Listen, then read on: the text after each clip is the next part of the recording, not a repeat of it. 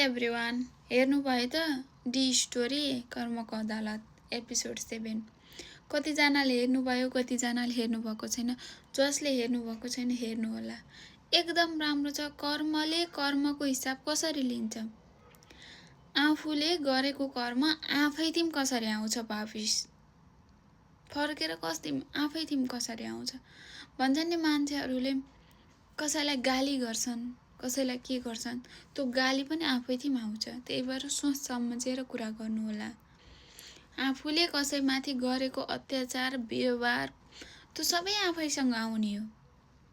एउटी नारीले आफ्नो परिवारलाई राम्रो बनाउनका लागि आफ्ना सपनाहरू त्यागिन्, हैन?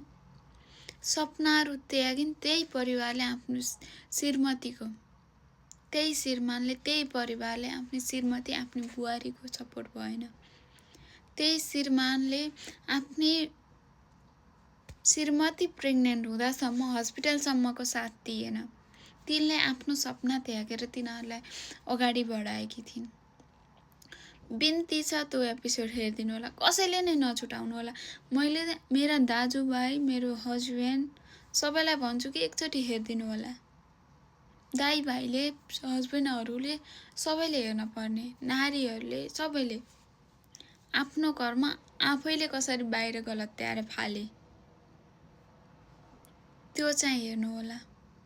आफूतिम आएको त्यो, आफूतिम भएको ती सम्पत्तिहरू कसरी गलत्याएर बाहिर लगेर पठाए, त्यो सबै छ। कतिले भन्न सक्नुहुन्छ, कतिले भन्न सक्नु हुँदैन, त्यो सबै त्यो कहानीमा छ। मैले राति आएर हेरेको, आँखामा बरबर्ती आँसुका साथ हेरेकी थिएँ। एकदम राम्रो छ। त्यही भएर मैले हजुरहरूलाई सजेस्ट गरेको। बिन्ती छ, हेरिदिनु होला। Thank you.